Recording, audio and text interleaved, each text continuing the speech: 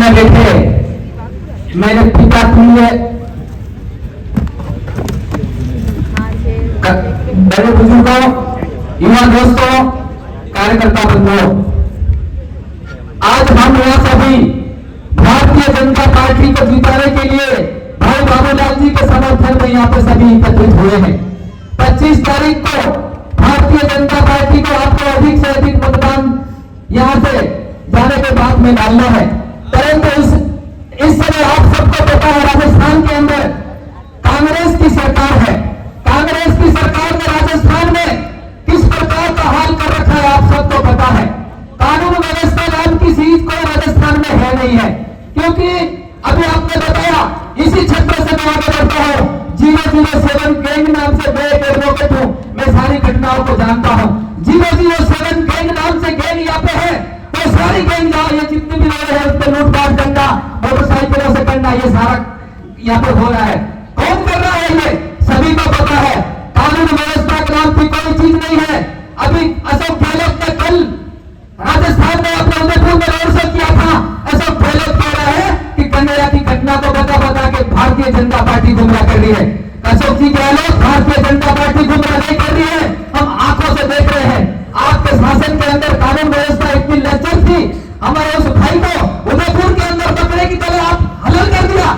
शिकायत करने के बाद में भी आपने कानूनी कार्रवाई नहीं की, इसलिए उन अपराधियों के हौसले इतने बुलंद थे, उस भाई को गले में ले जाकर हलाल कर दिया गया। तो इस प्रकार की घटनाएं क्यों हो रही है? क्योंकि कानून व्यवस्था नहीं के बराबर है, इसलिए हो रही है। और ये ऐसी प्रकार की कानून व्यवस्था यूपी के अंदर जाइए, कोई कर सकता है क्या? यूपी के अंदर बाबा बुलडोजर वहां पे खड़े हैं। इस प्रकार की एकदम छोटी सी घटना हो गई, उसका मकान भी जाएगा और वो भी जेल जाएगा। तो इस प्रकार हमारे यहाँ पे शासन व्यवस्था को चेंज करना पड़ेगा, हमारे यहाँ पे बीजेपी को लाना पड़ेगा। आपकी रक्षा बीजेपी भारतीय जनता पार्टी कर सकती है, इसके अलावा आपकी रक्षा कोई नहीं कर सकता।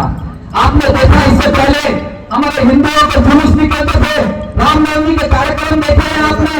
हमारा गाना कौन सा बजेगा डीजे पे? वो भी अशोक गहलोत तय करता था, उसमें शासन प्रशासन तय करता था। हम इस देश पे भारत के हम सनातन को मानने वाले, इस भारत के हम मूल्यवासी, और हमको कहेगा कि गाना आप कौन सा बजाओगे? ऐसी सरकार को, ऐसी विचारधारा को आप लोगों ने वोट देके इनको माथा पर चढ़ाया।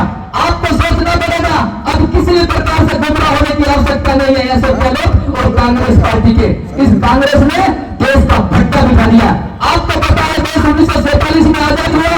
देश आजाद होने के बाद में हिंदुस्तान धर्म के आधार पर इन्होंने देश का बंटवारा कर दिया, क्योंकि इनको नेहरू को प्रधानमंत्री बनना था। धर्म के आधार पर एक पाकिस्तान बना दिया, एक हिंदुस्तान बना दिया। और उसके बाद में 1975 में इन्होंने क्या करा? आपातकाल 1975 में लगा, उस समय जबरदस्ती धर्म निरपेक्ष शब्द जोड़ दिया, उस देश को धर्मशाला बना दिया इन्होंने, कांग्रेसियों ने। कांग्रेसियों, तुम्हें अगर हिम्मत है तो आओ मेरे सामने बहस करो, मैं कहता हूं तुमको मैं डिबेट करने के लिए तैयार हूं। उसके बाद में उन्होंने और एक गलती की। 1992 के अंदर इन्होंने हमारे जो पूजा पाठ के जो हमारे मंदिर थे सरकारी नियंत्रण में ले लिए कांग्रेसियों ने, और दूसरी जिनके भी मस्जिद वगैरह जो थे उनको और रिकॉर्ड बोल रहा हूं, उन्हें संविधान में इन्होंने संशोधन करके उनको तो उनके नियंत्रण में रहने दिया। हमारे जितने भी बड़े बड़े बालाजी का मंदिर है, जितने भी बड़े बड़े मंदिर है, इनको सबको सरकारी नियंत्रण में दे दिया। हमारा जितना भी चढ़ावा आता है वो सभी सरकारी खजाने में जाता है और दूसरे धर्मों का नहीं जाता है। क्यों ऐसा क्यों हमारे साथ में? इसलिए आपको अगर अपने संस्कृति को जिंदा रखना है, अपने अस्तित्व को जिंदा रखना है, तो इन कांग्रेसियों को जूते मार के अपने गांव से भगाना होगा। इनको बहुत अपने डोकरों में, दारू की बोतली में, मुर्गे में बहुत वोट दे के इनको हमारे देश का बंडा ढाल कर दिया हमने। 2007 में इन्होंने, यही कांग्रेस थी ने जिस समय भगवान राम को काल्पनिक बताया था और पूरे वकीलों की खोज खड़ी कर दी थी, यही कांग्रेस थी। इन्होंने कहा कि भगवान राम तो इस हिंदुस्तान के अंदर हुआ ही नहीं है, राम सेतु नाम का कोई सेतु यहाँ है ही नहीं है। इन्होंने वकीलों की खोज खड़ी करके उसको रोकने का पूरा प्रयास किया। आपको इस चीज को समझना पड़ेगा। और इन्होंने संविधान के अंदर एक धारा और जोड़ी, धारा 25 के माध्यम से धर्मांतरण को वैध बनाया और हमारा पूरा का पूरा क्षेत्र, हमारे क्षेत्र को इन लोगों ने खत्म कर दिया। और इन्होंने धारा 28 और जोड़ी, हमको धार्मिक, हमारे जितने भी धार्मिक शिक्षा हमारे स्कूलों में गुरुकुल पद्धति जो थी उसको समाप्त करने के लिए, गुरुकुल पद्धति को खत्म करने के लिए, गीता रामायण पढ़ाने के लिए, हमारे धार्मिक संस्कार की शिक्षा देने के लिए इन्होंने पाबंदी लगा दी। जबकि एक तरफ दूसरी मान्यता वालों को इन्होंने खुली छोड़ दे दी। हमारे साथ में बहुत बड़ा भेदभाव इन्होंने किया है। अभी आपने देखा होगा केरल, बंगाल और पश्चिम बंगाल और केरला और कर्नाटका के अंदर अभी चुनाव हुए, वहां पे कांग्रेस जीती है। वहां पे आप जाके पता कीजिए, जो हमारी विधानसभा है उन विधानसभा के अंदर नमाज पढ़ने के लिए अलग से उन्होंने कमरे अलॉटमेंट किए। क्यों? हमारे भी महादेव जी के लिए आरती करने के लिए कमरे अलॉटमेंट करो।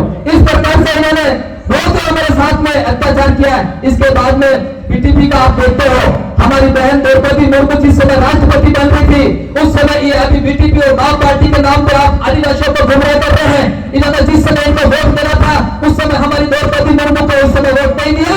इन्होंने जाके कांग्रेस से करोड़ों रुपए लेके इन्होंने हमारी बहन के विरुद्ध में वोट दिया। आप सब आदिवासी हो, मैं भी आदिवासी हूँ, वोट देने से पहले कि अपने गांव में आवे इनको पूछना इन्होंने क्यों नहीं दिए।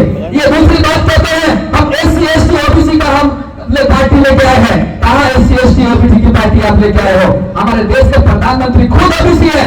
हमारे देश के कानून मंत्री इससे पहले किरण रिजिजू थे जो आदिवासी थे। हमारे देश के अभी के कानून मंत्री अर्जुन राम जी मेघवाल हैं जो हमारे राजस्थान से हैं, तो SC के हैं। अगर पूरे भारत का राम राज्य अगर देखना हो, संपूर्ण समाज शक्ति को अगर देखना हो जो भारत को आगे लेके बढ़ रहा है, ऐसी विचारधारा को देखना हो तो भारतीय जनता पार्टी में देखने को मिलेगा।